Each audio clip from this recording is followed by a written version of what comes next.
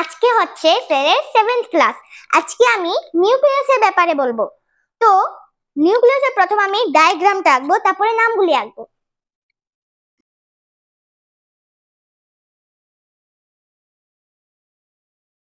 এটা ডাবল লেয়ারের লাইন দিয়ে দেব, ভিতরে একটা সার্কেল দিয়ে দেব।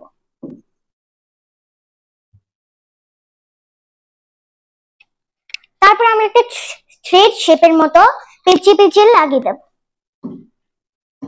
এভাবে, ঠিক আছে? তারপরে এটা হচ্ছে আমাদের নিউক্লিয়াস। তারপর আমি নিউক্লিয়াসের এগুলি নাম লিখবো। এই যে ডাবল লেয়ারের লাইনটা, ওইটাকে বলে নিউক্লিয়ার মেমব্রেন।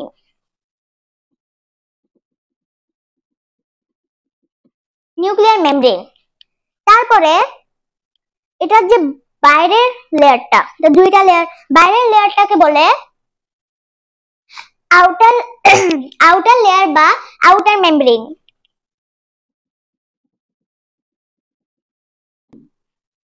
বা আউটার মেমব্রেন।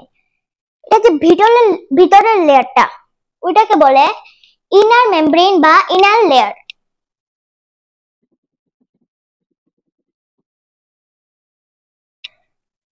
তারপরে এটার ভিতরে যে একটা গ্রিন কালারের সার্কেল, ওইটার নাম হচ্ছে নিউক্লিওলাস। নিউক্লিওলাস। তারপরে এই যে নিউক্লিয়ার মেমব্রেনের মাঝখানে যে একটা গ্যাপ আছে না, ওইটাকে বলে নিউক্লিয়ার পোর। নিউক্লিয়ার পোর কেন বলে এটাকে? কারণ নিউক্লিয়াস থেকে সাইটোপ্লাজম, আবার সাইটোপ্লাজম থেকে নিউক্লিয়াস কিছু সাবস্টেন্স আসা যাওয়া করার জন্য একটা ছিদ্রকে ইংলিশে কি বলে? পোর বলে। তার জন্য এটার নাম হচ্ছে নিউক্লিয়ার পোর। তারপরে এই যে ভিতরে যে খালি খালি অংশটা দেখছো, খালি কিছু নেই, ওইটাকে বলে নিউক্লিয়ার প্লাজম।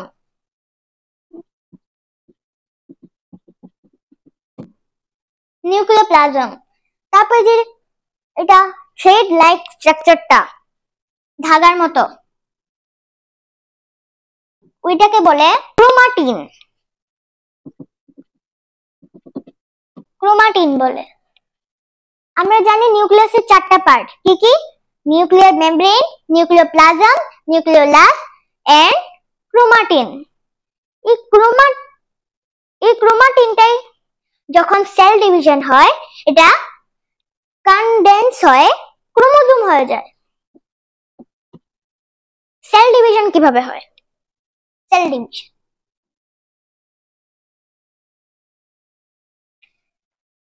একটা সেল থেকে যখন 2টা সেল হয়, আবার 2টা সেল থেকে যখন 4টা সেল হয়, এটাকে বলে সেল ডিভিশন। ধরো এটা সেল,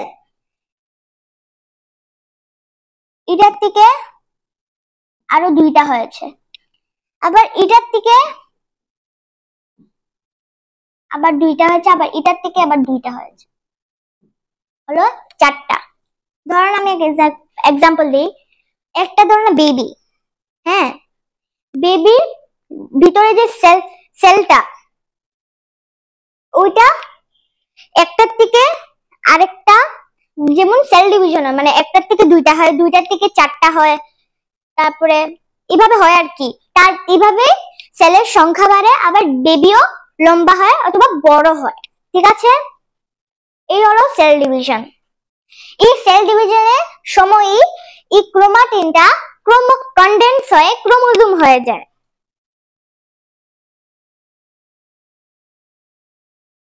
ক্রোমোজোমের স্ট্রাকচার হয়েছে এভাবে, এক্স এর মতো স্ট্রাকচারটা।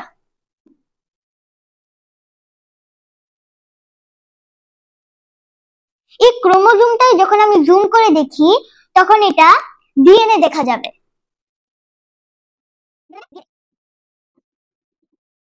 ডিএনএ দেখা যাবে। ডিএনএ স্ট্রাকচার হয়েছে এরকম। ডিএনএ একটা ladder like structure. Ladder like structure.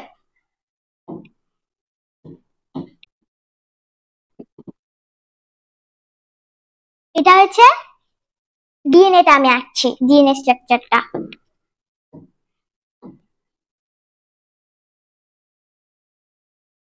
এই যে ডিএনএটা, ওইটা একটা লেডারের মতো লাগছে না, মানে সিঁড়ির মতো লাগছে না, তার জন্য এটাকে বলে লেডার লাইক স্ট্রাকচার। তো এই ডিএনএটা থেকে ছোট একটা যদি পার্ট, ছোট ছোট পার্ট যদি আমরা এটাকে দেখি, তাহলে এটা প্রোটিনের জন্য কোড করে, মানে কোড ফর প্রোটিন। কি করে? প্রোটিনের জন্য কোড করে, কোড ফর প্রোটিন। আর এটাকে বলে জিন, এটাকে বলে জিন। তো এখন আমি নিউক্লিয়াস কি? Nucleus is a large spherical body generally lying on the center of the cell. এটার মানে হচ্ছে নিউক্লিয়াস একটা বড় একটা স্ফেরিক্যাল, মানে গোল, এটা গোল না দেখতে, গোল একটা বডি, এটা জেনারেলি সেলের মাঝখানে থাকে নিউক্লিয়াসটা জেনারেলি। তারপরে it is most important part of the cell, এটা সেলের একটা খুব ইম্পর্টেন্ট পার্ট, জরুরত পার্ট, ইম্পর্টেন্ট পার্ট সেলের নিউক্লিয়াসটা। It controls all the cellular activities. It also plays an important role in cell division. এটার মানে হচ্ছে এটা একটা মানে সেলের যা যা কাজ আছে, সেলুলার অ্যাক্টিভিটিস, এটা নিউক্লিয়াস কন্ট্রোল করে। কি করে? সেলুলার অ্যাক্টিভিটিস কে কন্ট্রোল করে। আর যখন সেল ডিভিশন হয়, নিউক্লিয়াস ওইটা মেইন কাজগুলি করে, মেইন ইম্পর্টেন্ট রোলগুলি করে নিউক্লিয়াসটা। তারপরে it decides what function will a cell do after maturation. এটার মানে হচ্ছে এটা আফটার ম্যাচুরেশন, মানে ম্যাচিউর হওয়ার পর সেলটা কোন কাজ করবে, এটাই বলেছে, কোন সেলটা কোন কাজ করবে। ঠিক আছে? তো এই হয়েছে আমাদের নিউক্লিয়াস।